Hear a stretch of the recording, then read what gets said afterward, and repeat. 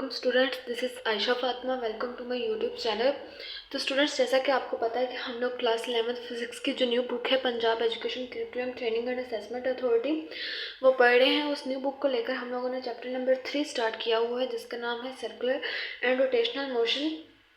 आज हम लोग उस चैप्टर नंबर 3 का जो आर्टिकल था हमारे पास, एंगुलर मोमेंटम या law of conservation of angular momentum, आज हम लोग कंजर्वेशन ऑफ एंगुलर मोमेंटम की एग्जांपल्स पढ़ेंगे। लेक्चर स्टार्ट करने से पहले आप लोगों से रिक्वेस्ट है कि अगर आप लोगों ने अभी तक चैनल को सब्सक्राइब नहीं किया तो प्लीज़ चैनल को सब्सक्राइब कर लें। अगर वीडियो अच्छी लगे तो लाइक करें, शेयर करें, कमेंट्स करें कि आपको लेक्चर कैसा लगा। स्टूडेंट्स, कंसीडर करें कि हमारे पास जो है ये एक लाटू है। आप लोगों ने अक्सर बचपन में जो है वो एक टॉय से खेला होगा जिसका नाम था लाटू, जिसको हम लोग लाटू बोलते हैं। इस लाटू को अगर सिंपली अपने हाथ के ऊपर रखें तो वो जो है स्टेबल नहीं रहता था। ठीक है, सिंपली जब हम लोग इसको अपने हाथ के ऊपर रखते थे तो वो स्टेबल नहीं रहता था और गिरता फिर रहता था। ये लाटू था, हम लोग जब उसको अपने हाथ के ऊपर रखें तो या तो वो इस तरफ गिर जाता था या तो इस तरफ गिर जाता था। लेकिन जब इस लाटू को हम लोग जो है थोड़ा सा एंगुलर मोमेंटम प्रोवाइड करते हैं। एंगुलर मोमेंटम क्या, जब हम लोग इसको थोड़ा सा सर्कल में ऐसे मूव करवाते थे, सर्कल में ऐसे मूव करवाने की वजह से, सर्कल में ऐसे मूव करवा के अगर हम लोग इसको अपने हाथ के ऊपर रखें तो ये हमारे हाथ के ऊपर जो है वो उतनी देर तक टिका रहेगा जितना हम लोगों ने उसको एंगुलर मोमेंटम दिया था। ठीक है, तो फिर वो हमारे हाथ के ऊपर पड़ा गोल गोल घूमता रहेगा। ठीक है, तो स्टूडेंट्स अब देखिए डिफरेंस ये क्या हुआ कि जब हम लोगों ने इस लाटू को गोल गोल घुमाया नहीं था, तब ये जब हम लोगों ने इसको गोल गोल घुमाए बगैर, यानी कि उसको एंगुलर मोमेंटम दिए बगैर अपने हाथ के ऊपर रखने की कोशिश की तो वो गिर जाता था। लेकिन जब हम लोगों ने उसको एंगुलर मोमेंटम प्रोवाइड करके, यानी उसको सर्कुलर पाथ में मूव करवा के जो है जब अपने हाथ के ऊपर रखा तो वो काफ़ी देर तक जो है वो रोटेट करता रहा हमारे हाथ के ऊपर ड्यू टू एंगुलर मोमेंटम। तो ये बात तो हमें पता चलेगी कि पहले उसके पास एंगुलर मोमेंटम नहीं था, इस वजह से वो गिर जाता था जब हम लोग उसको हाथ के ऊपर रखते थे। और जब हम लोग ने उसको एंगुलर मोमेंटम दिया तो अब हमारे हाथ के ऊपर वो कुछ देर स्टेबल रहा। ठीक है, तो स्टूडेंट्स अगर हम लोग जो है वो इस लाटू को जो एक स्ट्रिंग से अटैच करें, एक स्ट्रिंग से अटैच करें और स्ट्रिंग से अटैच करके हम लोग ये चाहें कि ये स्ट्रिंग से ये लाटू जो है वो अटैच है, ये स्ट्रिंग से ये लाटू अटैच है। ठीक है, तो ये जो है वो इस डायरेक्शन में मूव करें, यानी कि पहले ये जो था वो नीचे थी डायरेक्शन, अब उसकी डायरेक्शन जो है वो ऐसी टेढ़ी हो, तो स्ट्रिंग के साथ जो ये डायरेक्शन वो ऐसे थोड़ा सा टेढ़ा होके मूव करे लाटू। तो फिर हम लोग उसके लिए क्या करेंगे कि हम लोग उस लाटू को जो है वो टेढ़ा करके उसको एंगुलर मोमेंटम देंगे, जिसकी वजह से जो है वो स्ट्रिंग में टेंशन भी प्रोड्यूस होगी, फिर इसके ऊपर जो है वो फोर्स ऑफ ग्रेविटी भी लग रही होगी, जिसकी वजह से जो है ये लाटू जो है वो स्ट्रिंग के साथ अटैच होकर ही ऐसे टेढ़ा होकर मूव करता रहेगा। तो फिर यानी कि फिर ये जो स्ट्रिंग में जो टेंशन होगी और जो फोर्स ऑफ ग्रेविटी उसके ऊपर लग रही होगी, उसकी वजह से ये ऐसे टेढ़ा होकर भी जो है वो मूव करता रहेगा। तो ये तो हमारे पास था सिंपली सा कॉन्सेप्ट एंगुलर मोमेंटम का। तो हम लोगों ने आज जो हमारा टॉपिक है वो भी हमारे पास यही है कि examples of conservation of angular momentum के, एंगुलर मोमेंटम की कंजर्वेशन की जो हमारे पास एग्जांपल्स हैं वो क्या है। सबसे पहली जो एग्जांपल है हमारे पास वो ये है कि a man diving from a diving board. ठीक है, कि एक मैन जो है वो डाइविंग कर रहा है डाइविंग बोर्ड से। तो स्टूडेंट्स देखिए, हमारे पास ये एक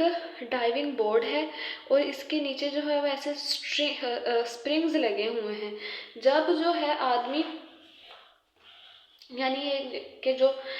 डाइविंग का मतलब होता है गोता लगाना, यानी कि यह एक स्क्यूबा डाइवर है जो कि गोते लगाता है। जब वो इस बोर्ड के ऊपर जंप करेगा तो ये जो स्प्रिंग है वो डाउनवर्ड डायरेक्शन में मूव करेंगे। जब ये स्प्रिंग डाउनवर्ड डायरेक्शन में मूव करेंगे तो फिर यहाँ पर जो बंदा खड़ा होगा ठीक है। यहाँ पर जो है वो जो बंदा खड़ा होगा उसको जो है वो एक अपवर्ड थर्स्ट प्रोवाइड करेंगे, जिसकी वजह से ये बंदा जो है वो हवा में ऐसे समरसाल्ट करता करता ऐसे वाटर तक पहुंच जाएगा। ठीक है। तो स्टूडेंट्स, जब ये पर्सन यहाँ पर खड़ा है, जब वो इस बोर्ड के ऊपर जंप करता है, जब वो इस बोर्ड के ऊपर जंप करता है, बोर्ड के नीचे जो स्प्रिंग लगे होते हैं वो इसको अपवर्ड थर्स्ट प्रोवाइड करते हैं, जिसकी वजह से जब ये जंप करता है तो जब हवा में जाता है तो समरसॉल्ट करता है। समरसॉल्ट कैसे कि जब वो यहाँ से इस पोजीशन पर आता है तब वो अपनी जो बाजू होती हैं और जो अपनी जो टांगे होती हैं उसको अपनी बॉडी के सेंटर में जो है वो कंप्रेस करता है, या बॉडी के सेंटर में लाकर जो है वो बॉडी के सेंटर में ले आता है, ताकि जो है उसका मोमेंट ऑफ इनर्शिया जो है वो कम हो। ठीक है। अब देखें यहाँ पर जो है उसने बाजू ऐसे फैलाई हुई है, आप इसको बाजू में कंसिडर कर लें। इस मैन ने जो है बाजू अपनी फैलाई हुई है, जिसकी वजह से डिस्टेंस आर जो है वो ज़्यादा है, और मोमेंट ऑफ इनर्शिया आपको पता है कि I is equal to M R square के इक्वल होता है। अगर आर ज़्यादा है तो मोमेंट ऑफ इनर्शिया भी ज़्यादा है, तो फिर अगर मोमेंट ऑफ इनर्शिया ज़्यादा होगा तो एंगुलर वेलोसिटी जो ओमेगा है वो कम होगी।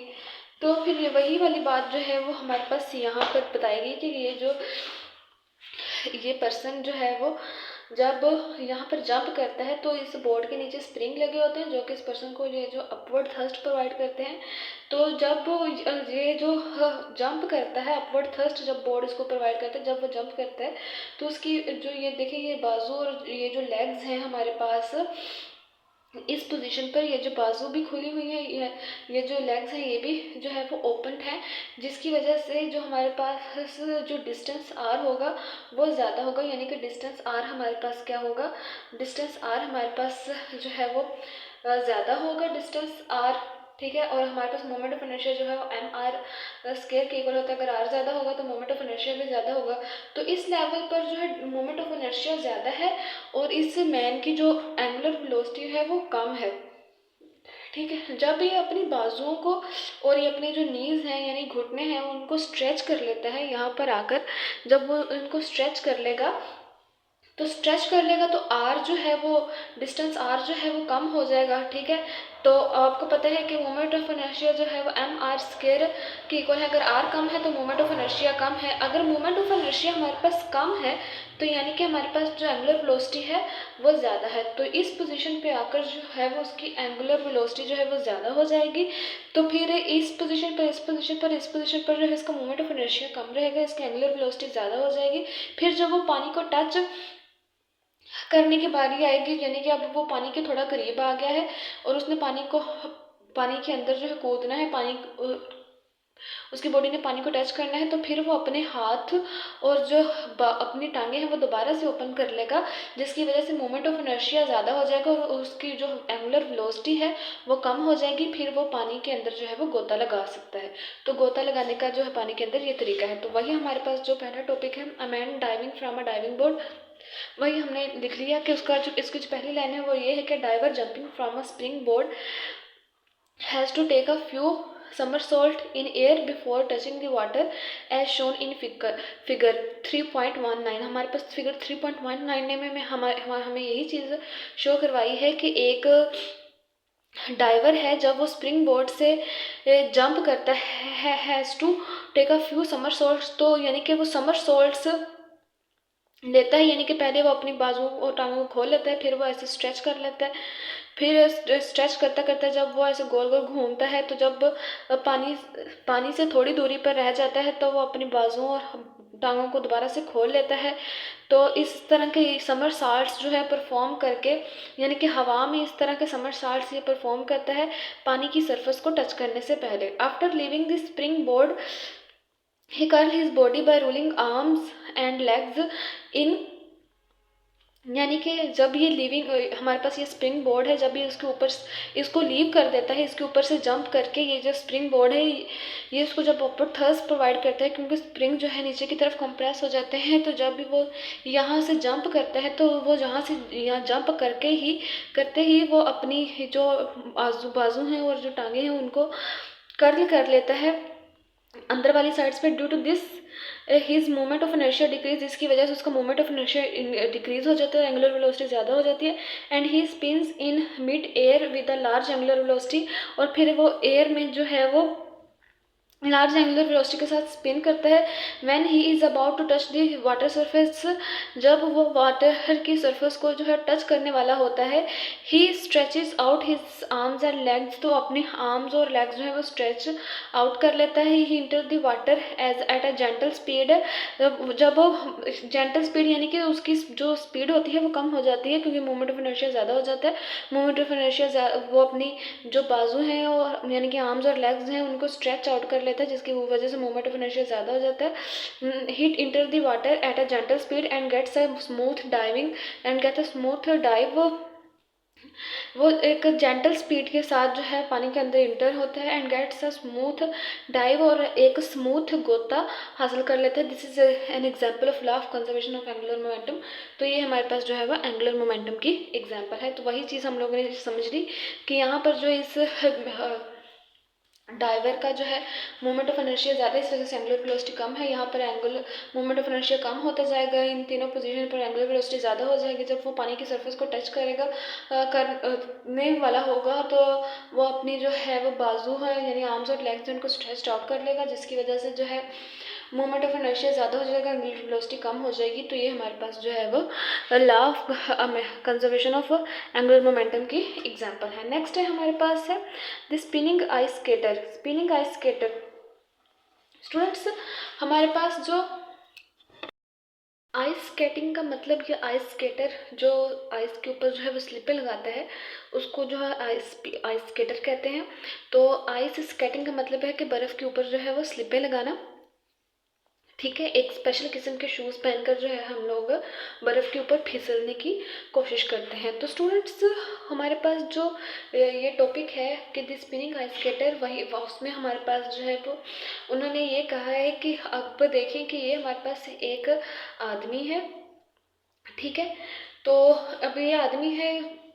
ये आइस के ऊपर जो है वो स्लिपें लगा रहा है। जब वो आइस के ऊपर स्लिपें लगाता है तो ये अपने बाजुओं को भी ऐसे ओपन कर लेता है, कि अपने बाजुओं को ऐसे ऐसे ओपन कर लेता है पूरी अपनी बाजुओं को, और अब उसकी जो फुट्स हैं लेग्स हैं वो भी स्ट्रेच्ड आउट हैं, वो भी जो है वो एक दूसरे के करीब करीब नहीं है। इस वजह से इस यहाँ पर जो डिस्टेंस होगा यानी कि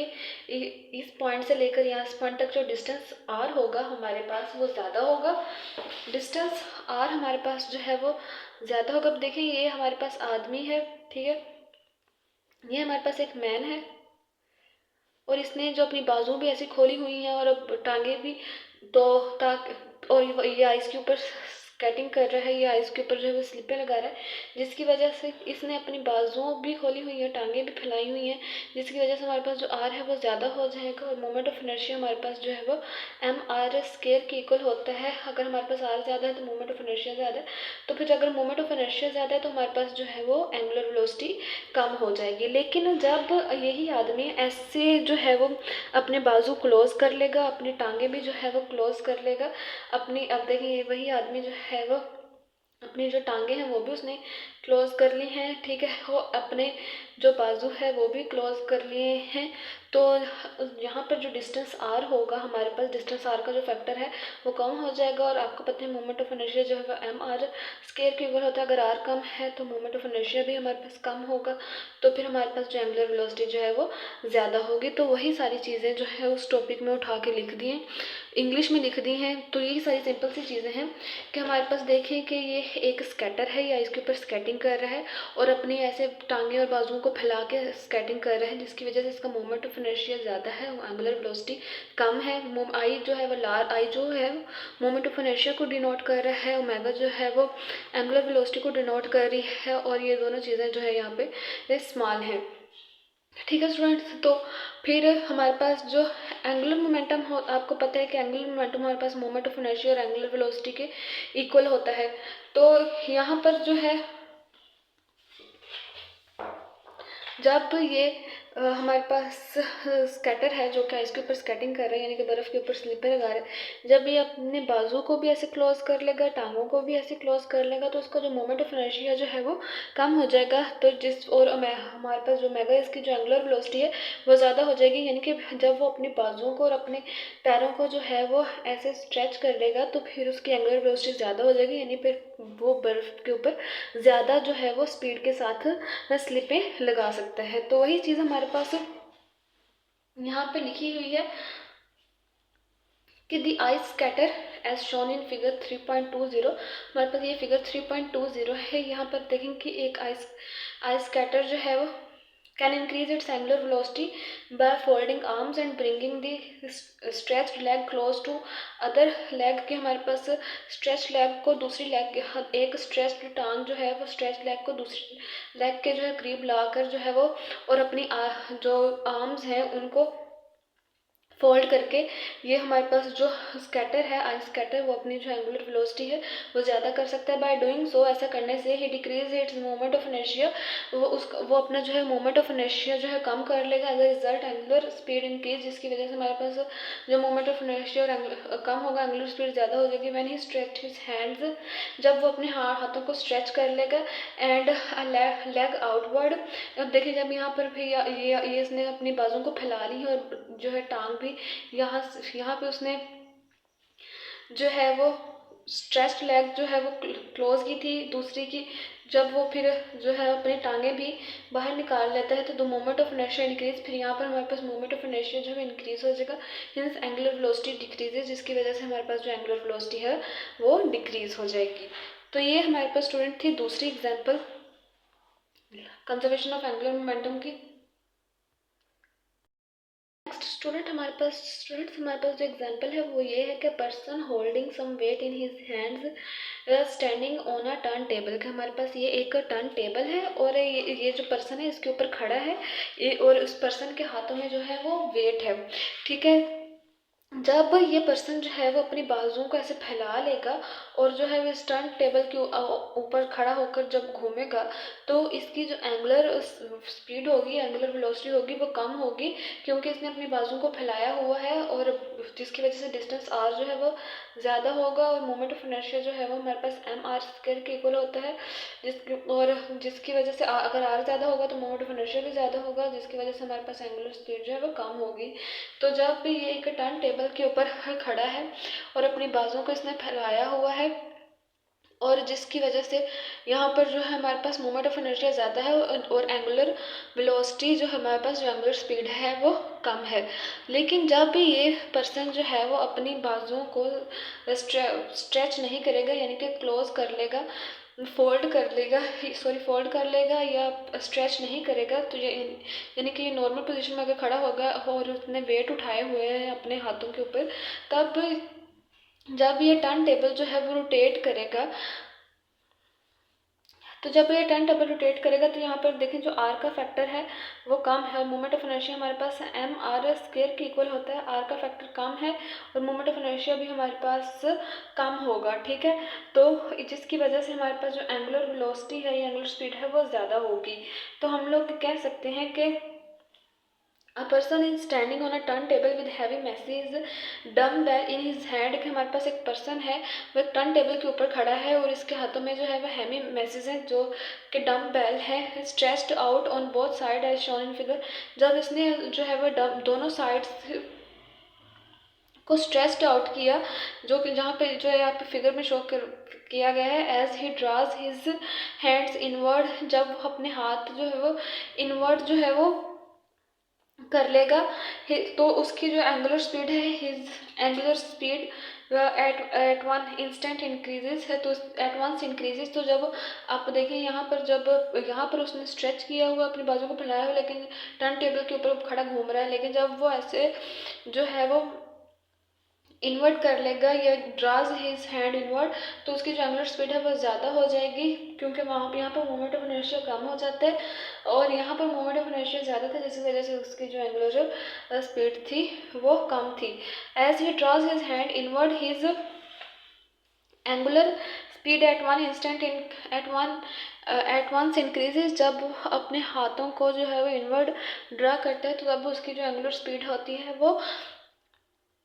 हमारे पास इंक्रीज हो जाती है। This is because the moment of inertia decreases, जिसकी वजह से मोमेंट ऑफ इनर्शिया जो है decreases on drawing his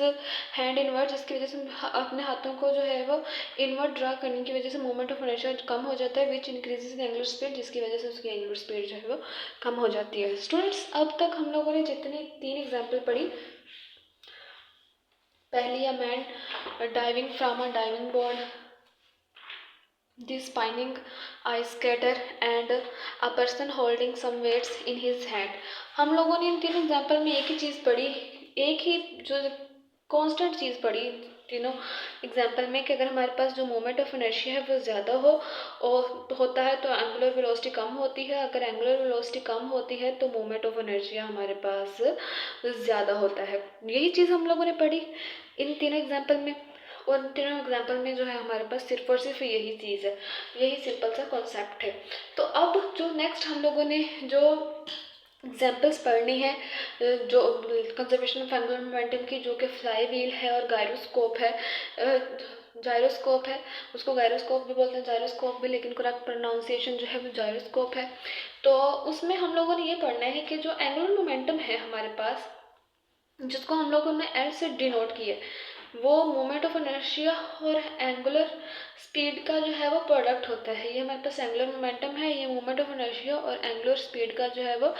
product होता है, ये हमारे पास एंगुलर मोमेंटम। तो हम लोगों ने उन तीनों एग्जाम्पल्स जो हम लोगों ने अभी पढ़ी उसमें हम लोगों ने यही चीज़ देखा, मोमेंट ऑफ इनर्शिया कम हो गया, एंगुलर स्पीड ज़्यादा हो गया, एंगुलर स्पीड कम हो गई, मोमेंट ऑफ इनर्शिया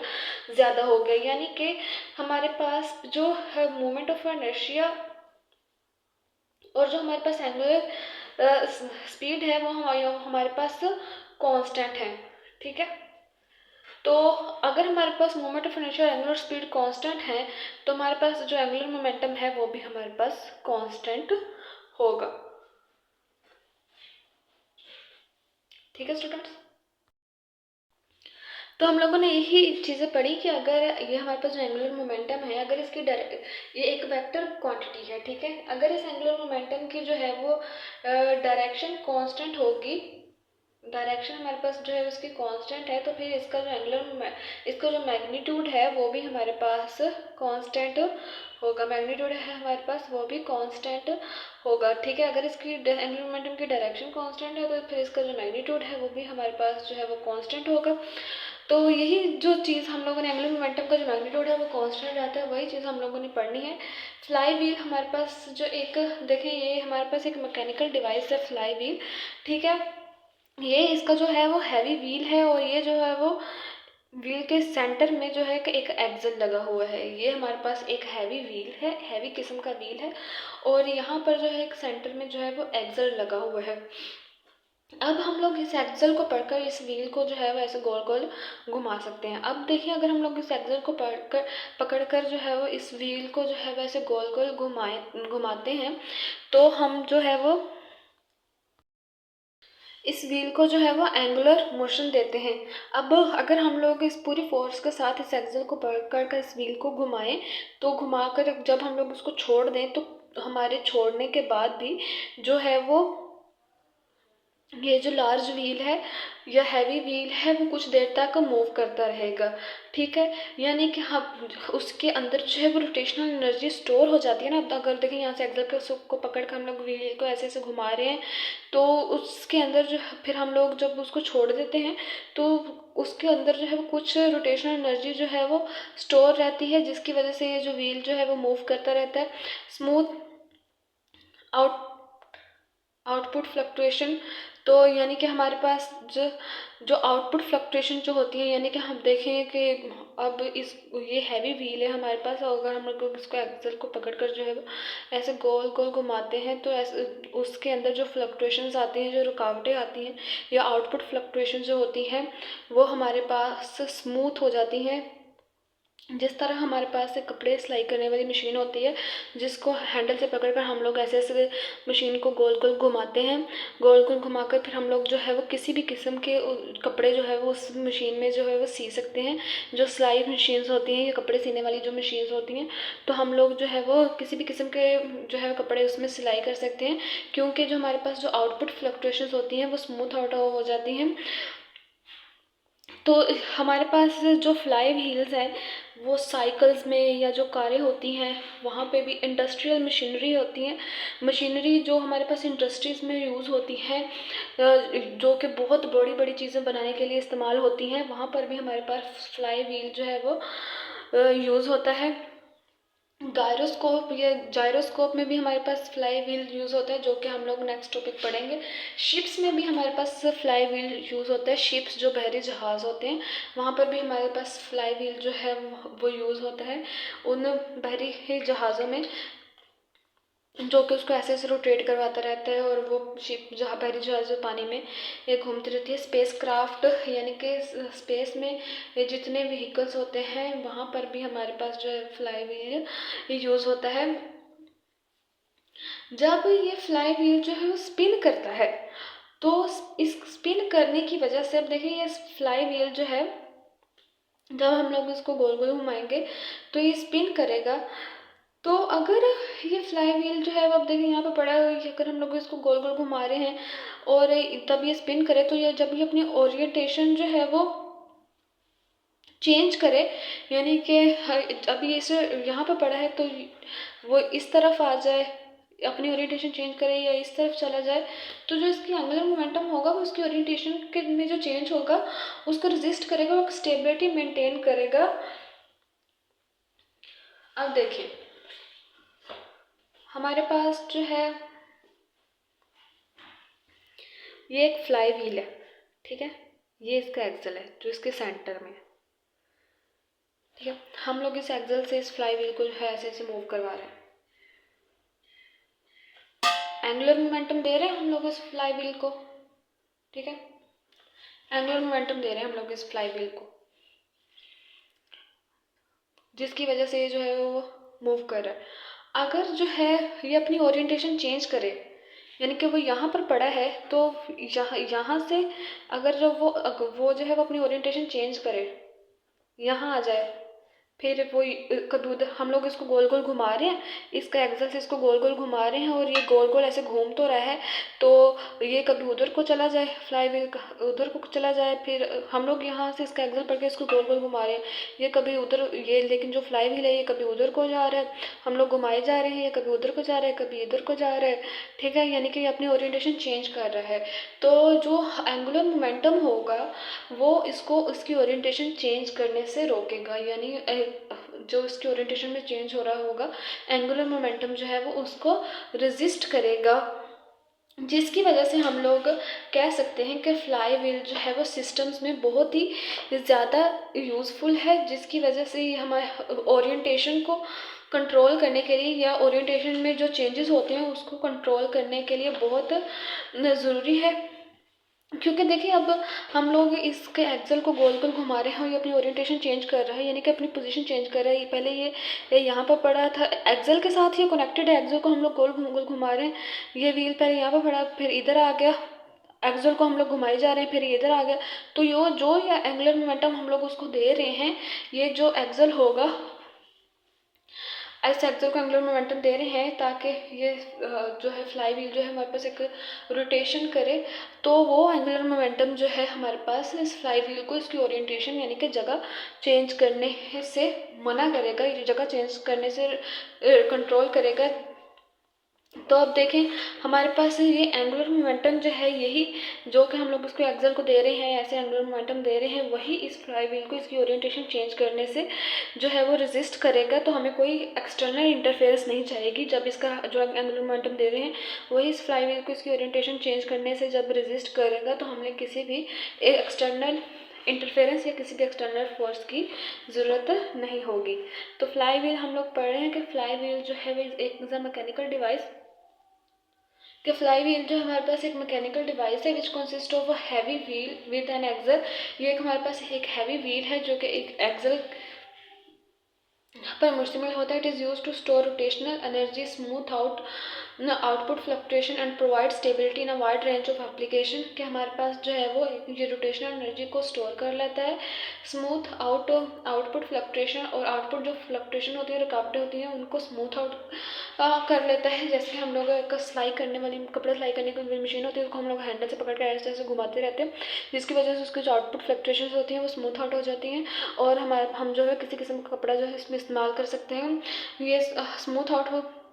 कर लेता है आउटपुट फ्लक्चुएशन को, और हमारे पास जो है वो स्टेबिलिटी प्रोवाइड करता है ना wide range of application such as bicycles, हमारे पास साइकिल्स होती हैं, एंड अदर व्हीकल, जो दूसरी हमारे पास मोटर गाड़ियाँ होती हैं, इंडस्ट्रियल मशीनरी, जो हमारे पास इंडस्ट्रीज़ में जो मशीनरी होती है उसमें भी फ्लाई व्हील यूज़ होते हैं। जायरोस्कोप्स में भी हमारे पास फ्लाई व्हील यूज़ होता है, शिप्स में भी, एंड स्पेस क्राफ्ट, जो हमारे पास स्पेस में जो हम लोग क्राफ्ट्स भेजते हैं या स्पेस शिप्स भेजते हैं, उनमें भी हमारे पास फ्लाई व्हील जो है वो होता है। नेक्स्ट हमारे पास ये छोटा सा डू यू नो वाला टॉपिक है। The fly wheel called the balance wheel regulate the time keeping mechanism in mechanical clocks and watching bye maintaining controlled oscillation rates. कि हमारे पास यही चीज़ हमारे पास बता दी गई है जो हम लोगों ने अभी पढ़ी है,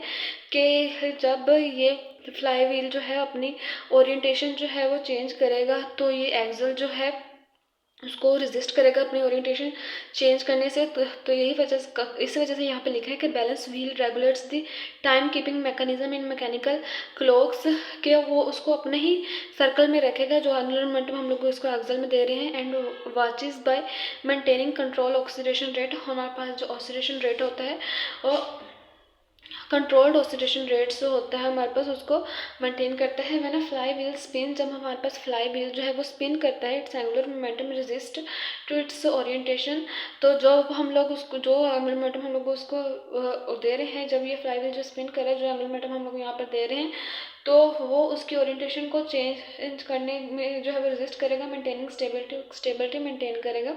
this is useful in system that need precise control over their orientation where without external interference. कि हमारे पास ये जो चीज़ है वो उस तरह के सिस्टम में यूज़ होती है दैट नीड्स प्रिसाइज कंट्रोल, जो हमारे पास जो वो यानी कि जो सिस्टम जो है वो ये चाहते हैं कि उनकी ओरिएंटेशन चेंज ना हो, उनकी ओरिएंटेशन भी चेंज ना हो और कोई एक्सटर्नल इंटरफेरेंस भी ना हो, यानी कि कोई एक्सटर्नल चीज़ जो है वो उनके सिस्टम में इंटरफेरेंस ना करे और उनकी जो ओरिएंटेशन है वो भी चेंज ना हो। तो उस तरह का जो सिस्टम होता है वहाँ पर जो है वो फ्लाई व्हील बहुत जो है वो यूज़फुल होते हैं, क्योंकि फ्लाई व्हील का जो जिस ये एक्सल घूम रहा है वही उस जो एंगुलर मोमेंटम इस एक्सल को प्रोवाइड कर रहा है, वही एंगुलर मोमेंटम जो है उसको उसकी ओरिएंटेशन जो है वो चेंज करने से रेजिस्ट करेगा और कोई भी एक्सटर्नल इंटरफेरेंस नहीं होगी। नेक्स्ट एंड लास्ट एग्जाम्पल है जो हमारे पास जो है वो कंजर्वेशन ऑफ एंगुलर मोमेंटम की, वो है हमारे पास जायरोस्कोप। दिस जायरोस्कोप हमारे पास देखें, gyroscope is a device which is use to maintain its orientation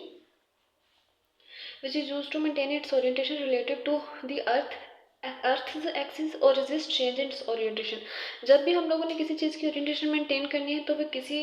भी जो है चीज़ के रिस्पेक्ट में करनी है या किसी भी चीज़ के रिलेटिव में करनी है। अगर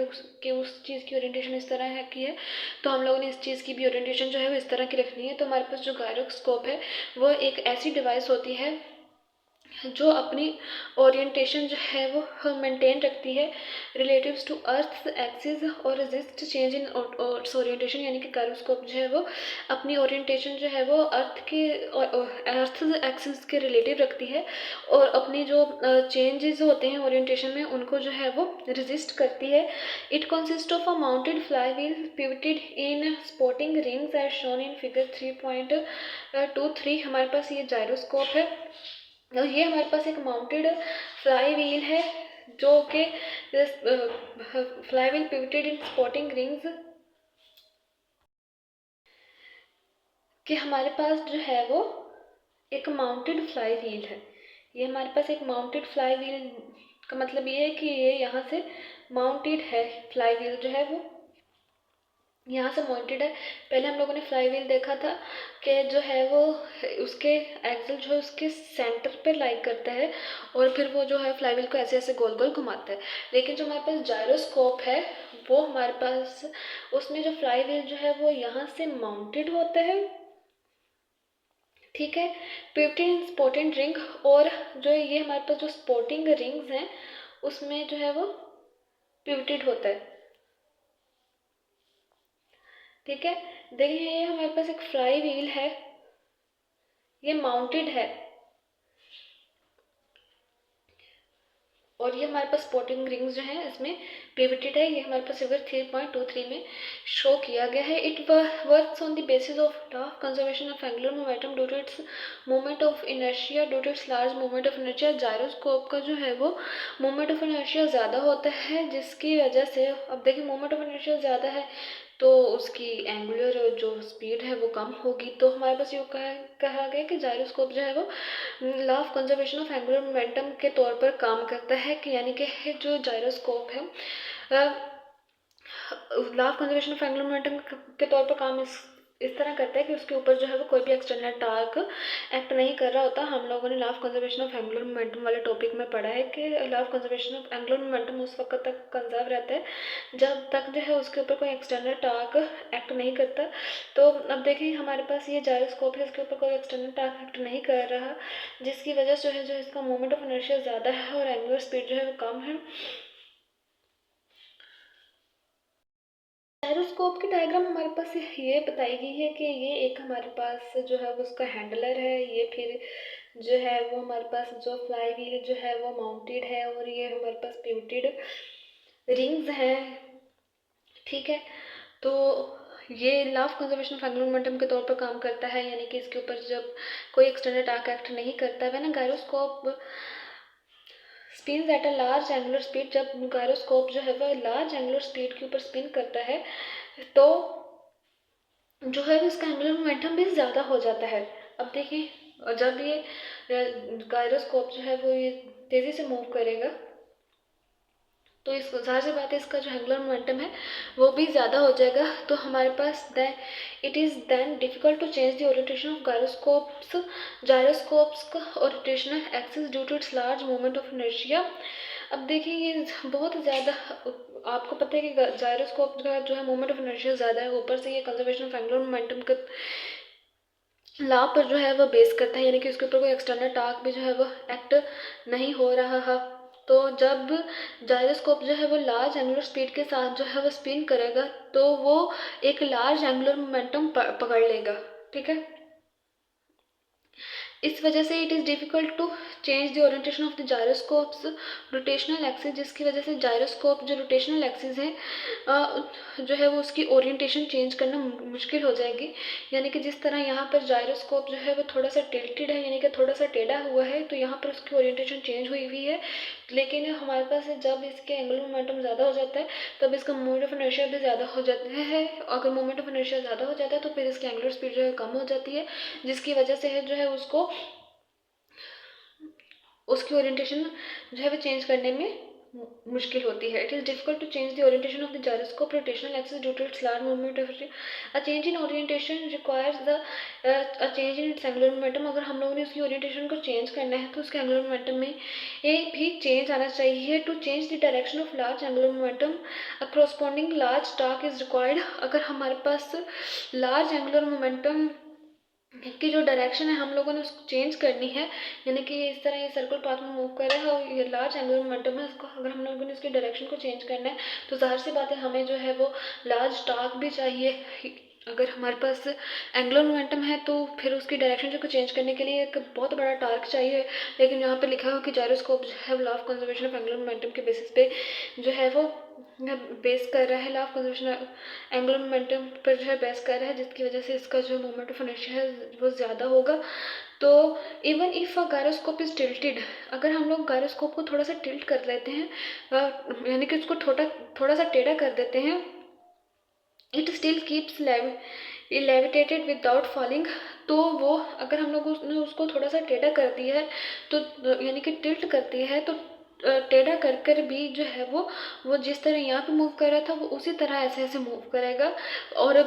बगैर गिरे। यानी कि यहाँ से अगर वो फिक्स्ड है तो उसकी फिक्स्ड पोजीशन से जब हम लोगों ने उसको थोड़ा सा टेढ़ा कर दिया तो वहीं टेढ़ा करके भी वो उतना ही मूव करेगा,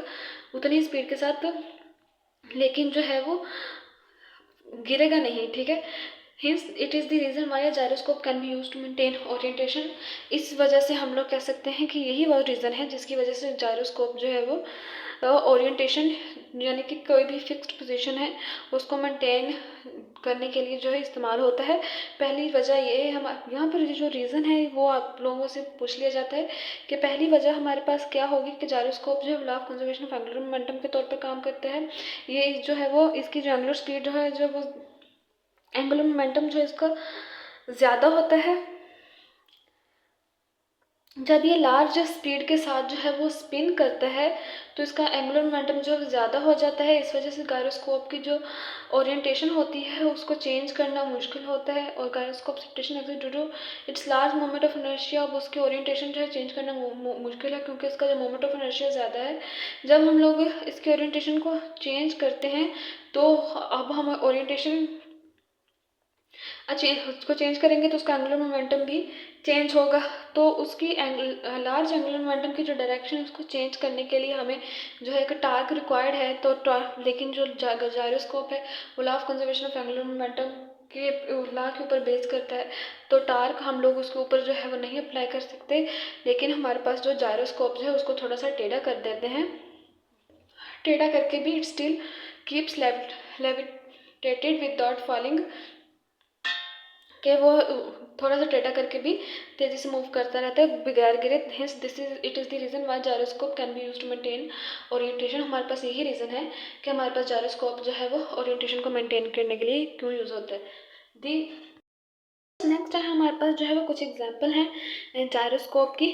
कि जायरोस्कोप जो है वो किन किन फील्ड्स में यूज़ होता है, जायरोस्कोप के क्या फ़ायदे हैं। ज़ाहिर सी बात है अगर जायरोस्कोप का कुछ फ़ायदा है, जायरोस्कोप जो है वो कुछ बेनिफिशियल है जिसकी वजह से वो है, उसकी कुछ एप्लीकेशंस भी हैं। तो सबसे पहली एप्लीकेशन जो है वो है कि जो हमारे पास एरोप्लेन्स होते हैं यानी कि जहाज़ होते हैं उनमें जो गाइडिंग सिस्टम होता है वहाँ पर जो है वो जायरोस्कोप इस्तेमाल किया होता है। क्योंकि अब देखें अक्सर आप लोगों ने सुना है कि अक्सर लोगों की फ़्लाइट्स जो है वो मिस हो जाती हैं, वो इस वजह से मिस हो जाती हैं क्योंकि जो है वो मौसम ख़राब होता है और जो है वो जहाज़ उड़ नहीं सकता उस तरह के मौसम में। लेकिन अक्सर स्टूडेंट्स ऐसा होता है मौसम तो नहीं हमारे मूड के ऊपर चल सकता ना, मौसम ने तो बदलना ही बदलना है जब अल्लाह ताला की मर्ज़ी होती है। तो अब देखिए अक्सर तब जहाज़ को हम लोग नहीं उड़ाते फ़िज़ा में, तब लोगों की फ़्लाइट्स लेट हो जाती हैं, लोगों ने अपनी मंज़िल मक़सूद पर पहुंचना होता है, जिन्होंने जहाज़ों के ज़रिए वो लेट हो जाते हैं क्योंकि जी मौसम ख़राब है और इस वक्त जहाज़ जो है वो उड़ नहीं सकता। अगर हम लोग इस तरह की कंडीशन में जहाज़ को उड़ाते हैं तो जो है वो बहुत बड़े नुकसान का सामना करना पड़ता है। लेकिन अक्सर ऐसा होता है कि हम लोग जहाज़ के अंदर बैठे होते हैं और ऊपर से मौसम ख़राब हो जाता है। पहले तो ये होता है कि जब मौसम ख़राब है जहाज़ को उड़ाना नहीं है, लेकिन अगर जहाज़ जी फ़िज़ा में उड़ रहा है और फ़िज़ा के उड़ते उड़ते ही जो है वो मौसम ख़राब हो गया है तो वहाँ पर हमारे पास जो या रात को वक़्त जब ज़्यादा अंधेरा हो गया या बारिश आ रही है या धुंध है और जो है जहाज़ को जो है वो अब रास्ता नहीं पता चल रहा कि जहाज़ उड़ तो रहा है आसमान के ऊपर, अब उसको रास्ता नहीं पता चल रहा कि उसने जाना कहाँ है। तो उस एरोप्लेन्स में जो है वो डायरेक्शन बताने के लिए भी जायरोस्कोप यूज़ होते हैं। वहाँ पर हमारे पास जो एरोप्लेन्स जो है वो अपनी ओरिएंटेशन को एरोप्लेन पायलट्स जो होते हैं वो एरोप्लेन की ओरिएंटेशन को जायरोस्कोप की ओरिएंटेशन के साथ जो है वो मैच कर सकते हैं, जिसकी वजह से हमारे पास जो है वो पता चल जाता है कि हम लोगों ने किस डायरेक्शन में मूव करना है। नेक्स्ट है हमारे पास सबमरीन्स। स्टूडेंट्स देखिए सबमरीन्स जो है वो पानी के बिल्कुल अंदर चली जाती हैं, ठीक है, यानी कि बहुत ज़्यादा जो है वो गहरा चली जाती हैं पानी के अंदर, जिसकी वजह से जो हमारे पास वहाँ पर सिग्नल का जाना जो है वो बहुत मुश्किल होता है। तो इस तरह के केसेस में भी जायरोस्कोप बेनिफिशियल है क्योंकि वहाँ पर जो है वो सबमरीन्स जो है वो पानी के बिल्कुल बहुत ही नीचे चली गई हैं समुद्र में और वहाँ पर जो है वो कोई जो उनके आउटसाइड जो टीम है वो उनको कोई भी सिग्नल नहीं पहुंचा पा रही, तो वहाँ पे सबमरीन जो है वो सबमरीन को पता नहीं चल रहा कि पानी के इतना ज़्यादा गहराई में तो आ गई है, लेकिन जाना कहाँ है ये है पता नहीं चल रहा। तो फिर वो जो है वो जायरोस्कोप को इस्तेमाल करते हैं, जिसकी वजह से जो है वो सबमरीन को पता चलता है कि अब उसने कहाँ जाना है और कहाँ नहीं। नेक्स्ट है हमारे पास स्पेस व्हीकल्स, जो है वो स्पेस व्हीकल्स यानी कि वो वाली व्हीकल जो है हम लोग जो स्पेस में पहुंच जाते हैं, ठीक है, यानी कि वो व्हीकल जो स्पेस में जाती हैं और मुख्तलिफ पर्पस के लिए, ये सैटेलाइट्स जो होते हैं वो भी स्पेस व्हीकल्स हैं। तो उनको भी जब सिग्नल ज़मीन से स्पेस में जाना बंद हो जाता है, तो जो हमारे पास एस्ट्रोनॉट होता है वो अपनी डायरेक्शन को फाइंड आउट करने के लिए कि अब उसने स्पेसशिप किस तरफ घुमाना है, तो वो जायरोस्कोप को इस्तेमाल कर सकता है। तो यही हमारे पास जो है वो मेन एप्लीकेशन है जायरोस्कोप की। The main application of gyroscopes are in the guiding system aeroplanes के एरोप्लेन्स के गाइडिंग सिस्टम में इस्तेमाल होता है, submarines and space vehicles submarines में इस्तेमाल होता है, स्पेस व्हीकल्स में इस्तेमाल होता है in order to maintain a specific direction, ताकि वो एक स्पेसिफिक डायरेक्शन जो है वो उसको मेंटेन कर सकें in space to keep steady course, ताकि वो उनको जो है वो उनकी डायरेक्शन पता चल सके और वो इजीली मूव कर सके। देखिए हमारे पास ये एक पॉइंट टू पॉन्डर वाला टॉपिक है कि यहाँ पर एक सवाल है, what is the coasting rotating system slow down as a water drips into the beaker. अब देखिए हमारे पास पर पूछा गया है कि हमारे पास देखेंगे एक बीकर है और ये हमारे पास एक रोटेटिंग सिस्टम है, ठीक है। अब इस बीकर के अंदर जब हम लोग ये ड्रॉप्स डालते रहेंगे तो इस बीकर के अंदर जो मैस है वो ज़्यादा होता जाएगा। आप देखें, आपको पता है कि मोमेंट ऑफ इनर्शिया जो है वो हमारे पास mr² के इक्वल होता है, मोमेंट ऑफ इनर्शिया mr²। अब जहाँ पर हमारे पास अगर मैस ज़्यादा है तो आई भी ये ज़्यादा होगा, ठीक है। मोमेंट ऑफ इनर्शिया जो है वो ज़्यादा हो जाएगा, जिसकी वजह से उसकी एंगुलर स्पीड जो है वो कम हो जाएगी, एंगुलर स्पीड हमारे पास कम हो जाएगी। तो यही हमारे पास इस क्वेश्चन का आंसर बनेगा। हाँ, ये क्वेश्चन हमारे पास है कि why does the coasting rotating system slow down as water drips into the beaker, कि जैसे जैसे हम लोग जो वाटर को है बिकर में ड्रिप करेंगे तो बिकर के अंदर का जो मैस है वो ज़्यादा होता जाएगा, जिसकी वजह से हमारे पास जो मोमेंट ऑफ इनर्शिया भी ज़्यादा हो जाएगा और जो एंगुलर वेलोसिटी है वो कम हो जाएगी, जिसकी वजह से हम लोग कह सकते हैं कि इस रोटेटिंग सिस्टम की जो है एंगुलर वेलोसिटी कम होगी है। तो हम लोग फिर इसको इंग्लिश में लिख देंगे कि as the water drips into the beaker the mass in the beaker increases, due to increase in the mass the moment of inertia also increase and moment of inertia and angular velocity are inversely proportional to each other as the moment of inertia increases so the angular velocity decreases. अब देखिए जो है वो rotating system यहाँ पे rotation हो रही है, यानी कि एंगुलर वेलोसिटी के साथ मूव कर रहे हैं। नेक्स्ट हमारे पास जो एक और साइड बॉक्स है जो कि हमारे पास बहुत ही ज़्यादा टॉपिक है, इम्पोर्टेंट है, ये वाला हमारे पास है पॉइंट टू पॉन्डर। यहाँ पर हमारे पास उन्होंने कहा है कि planets move around the sun is elliptical orbit with sun, कि जो प्लैनेट जो है और सन के अराउंड मूव करते हैं वो उनका जो ऑर्बिट होता है वो इलिप्टिकल होता है, यानी कि बेस भी शक्ल होती है। Situated at one of its foci, this distance of planet from the sun is not constant when it is near to the sun, so sun its orbital velocity increases automatically. Why कि हमारे पास उन्होंने कहा है कि सन के इर्द गिर्द जो है वो जितने प्लैनेट जो है मूव कर रहे हैं वो एक एलिप्टिकल यानी कि एक बेसवी ऑर्बिट में मूव कर रहे हैं, तो उस बेसवी ऑर्बिट की किसी न किसी एक फोकी पे तो हमारे पास जो डिस्टेंस होता है प्लैनेट का सन से वो हमारे पास कांस्टेंट नहीं रहता ये, लेकिन जब प्लैनेट यानी कि सन के करीब होता है, सूरज के करीब होता है, तो उसकी जो वेलोसिटी ज़्यादा होती है, लेकिन जब दूर होता है तब उसकी वेलोसिटी ये हमारे पास जो है वो कम होती है। तो स्टूडेंट्स देखिए हमारे पास जो सन के अराउंड जो प्लैनेट मूव कर रहा है वो है हमारे पास अर्थ, ठीक है। ये हमारे पास जो है वो सन है, ठीक है। अर्थ जो है वो एक एलिप्टिकली ऑर्बिट में ही जो है वो हमारे पास सन के इर्द गिर्द मूव करता है। हम लोग जो है वो सिर्फ और सिर्फ जनरल तौर पर जो है वो सर्कुलर पाथ ले लेते हैं, लेकिन जो है वह प्लैनेट जो है वो अर्थ सन के अराउंड जो मूव करते हैं उनकी एक एलिप्टिकल ऑर्बिट होता है, यानी कि ऐसे बेसवी शक्ल होती है, प्रॉपर जो है वो सर्कल नहीं होता। अब देखिए हमारे पास जो है वो ये एक एलिप्टिकल ऑर्बिट है और जो अर्थ जो है वो इसे एलिप्टिकल ऑर्बिट में जो है वो मूव कर रही है। अब देखें हमारे पास ये एलिप्टिकल ऑर्बिट की शक्ल इस तरह होती है। ये हमारे पास जो है उसका मेजर एक्सिस है और ये हमारे पास जो है इसका लोअर एक्सिस है, ठीक है, माइनर एक्सिस है, सॉरी। ये हमारे पास का मेजर एक्सिस है एलिप्टिकल ऑर्बिट का, ये हमारे पास उसका माइनर एक्सिस है। एक फोकी यहाँ पर है और एक फोकी यहाँ पर है, तो यानी कि हमारे पास जो पॉइंट ऑफ ऑनर है वहीं पे भी यही लिखा है कि एलिप्टिकल ऑर्बिटर के ये हमारे पास एलिप्टिकल ऑर्बिटर जो है वो 2 फोकाई है, यानी कि इसकी एक फोकी यहाँ पे एक फोकी यहाँ पे है। तो पॉइंट ऑफ ऑनर में हमारे पास लिखा भी यही है कि एलिप्टिकल ऑर्बिट की एक फोकी पे सन मौजूद होता है। यहाँ पर ये चीज़ लिखी है,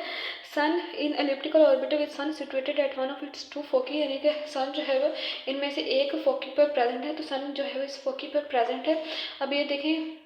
फिर हमारे पास यहाँ ये भी चीज़ कही गई है कि जो है वो इसका जो डिस्टेंस होता है उस प्लैनेट का जो कि अर्थ के इर्द गिर्द मूव करता है वो चेंज होता रहता है। तो अब देखें यहाँ पर जो प्लैनेट जब मूव कर रहा है तो यहाँ से लेकर उसका डिस्टेंस जो है वो आर जो है वो यहाँ से डिस्टेंस कम है, फिर यहाँ से लेकर यहाँ तक जो है डिस्टेंस ज़्यादा है। तो यही चीज़ हमारे पास कही गई कि उसका जो डिस्टेंस है वो चेंज होता रहता है, डिस्टेंस जो है वो सेम नहीं रहता। फिर हमारे पास उन्होंने ये कहा कि जब ये प्लैनेट और अर्थ का जो डिस्टेंस होगा वो कम होगा तो प्लैनेट की जो स्पीड होगी वो ज़्यादा होगी, क्योंकि जो अर्थ है उस प्लैनेट को जो है सेंट्रीपिटल फोर्स ज़्यादा प्रोवाइड कर सकेगा, क्योंकि अर्थ और सन जो है वो उस प्लैनेट को सेंट्रीपिटल फोर्स ज़्यादा प्रोवाइड करेगा। अब देखिए यहाँ पर हमारे पास अर्थ है, उस प्लैनेट अर्थ को वो प्लैनेट कंसिडर कर लेते हैं। अब अर्थ और सन के दरमियान जो है जो डिस्टेंस है वो कम है, जिसकी वजह से सन जो है वो इस अर्थ को जो है वो सेंट्रीपिटल फोर्स ज़्यादा प्रोवाइड कर सकेगा, जिसकी वजह से अर्थ जो है वो ज़्यादा स्पीड के साथ मूव करेगा। लेकिन जब यहाँ पर आ जाएगा अर्थ जो है यहाँ पर आ जाएगी, तो यानी कि प्लैनेट अर्थ जो है वो अगर यहाँ पर आ गया तो यहाँ पर आकर जो है वो इस अर्थ का और सन के दरमियान में जो डिस्टेंस है वो ज़्यादा हो जाएगा, उस जिसकी वजह से सन जो है वो अर्थ को जो सेंट्रीपिटल फोर्स जो है वो एक सेंटर सीकिंग फोर्स जो है वो सही से प्रोवाइड नहीं कर सकती, और उसकी वजह से जो है वो अर्थ की जो स्पीड होती है इस एलिप्टिकल ऑर्बिट में जो है मूव करने की वो भी हमारे पास कम हो जाती है। तो वही हमारे पास ये जो पॉइंट ऑफ ऑनर में क्वेश्चन लिखा है वही हमारे पास ये है कि planet move around the sun in elliptical orbit, कि जो प्लैनेट जो है वो सन के अराउंड जो है वो एलिप्टिकल ऑर्बिट में मूव करते हैं with sun situated at one of its foci, कि जो सन है वो इलिप्टिक ऑर्बिट की एक फोकी पे होता है, उन दोनों फोकी में से एक फोकी पे होता है। The distance of planet from the sun is not constant, फिर जो प्लैनेट का डिस्टेंस है और वो सन से कांस्टेंट भी नहीं रहता है। तो वही चीज़ हम लोगों ने यहाँ पर देखी है कि पहले अर्थ जब यहाँ पर था तो सन का और उसका डिस्टेंस कम था, जब यहाँ पर आ गया तो सन का और उसका डिस्टेंस ज़्यादा हो गया। Sun is not constant when it's near the earth, जब when it is near the sun, जब ये सन के जो है वो करीब होती है और ये प्लैनेट जो है वो सन के करीब है, it's orbital velocity increase automatically, उसकी ऑर्बिटल वेलोसिटी जो है वो ऑटोमेटिकली इंक्रीज तो क्यों हो जाती है, वाई। तो हम लोग यही कह सकते हैं कि जो है वो अर्थ का और सन के दरमियान में जो है वो डिस्टेंस जब ज़्यादा होता है तो सन जो है वो सेंट्रीपिटल फोर्स जो है प्रोवाइड नहीं कर सकता अर्थ को एक प्रॉपर, जिसकी वजह से अर्थ की स्पीड जो है कम हो जाती है। लेकिन जब हमारे पास अर्थ जो है वो सन के करीब होती है, यानी कि अर्थ और सन के दरमियान में जो डिस्टेंस होता है वो हमारे पास जब कम होता है तो जो है वो अर्थ जो है वो एक प्रॉपर सेंटर सीकिंग फोर्स या सेंट्रीपिटल फोर्स जो है वो गेन करती है सन से, जिसकी वजह से हमारे पास उसकी स्पीड जो है वो ज़्यादा होती है। तो वही हमारे पास यही लिख सकते हैं कि जब हम व्हेन द डिस्टेंस बिटवीन, इस क्वेश्चन के आंसर में ये लिख सकते हैं when the distance between sun and earth in elliptical orbit is minimum, जब डिस्टेंस कम है तो फिर हमारे पास the sun can provide proper center seeking force या centripetal force to sun, due to which this planet earth has larger velocity automatically. Okay students, आज का लेक्चर हमारा यहीं पर ख़त्म हुआ, जिसमें हम लोगों ने applications of law of conservation of angular momentum पढ़ा। ज़्यादा इसमें हमारे पास कुछ नहीं है, बस एक सिंपल सा कॉन्सेप्ट है कि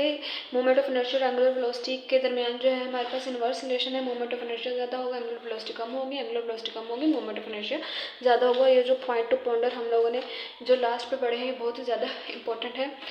उम्मीद है कि आपको लेक्चर की समझ आ गई होगी। प्लीज़ चैनल को सब्सक्राइब कर दें। अगर वीडियो अच्छा लगे तो लाइक करें, शेयर करें, कमेंट्स में ज़रूर बताएं कि आपको लेक्चर कैसा लगा। मिलते हैं नेक्स्ट लेक्चर में, जिसमें हम लोग इसके मल्टीपल चॉइस क्वेश्चंस पढ़ेंगे। अल्लाह हाफिज़ एंड थैंक यू।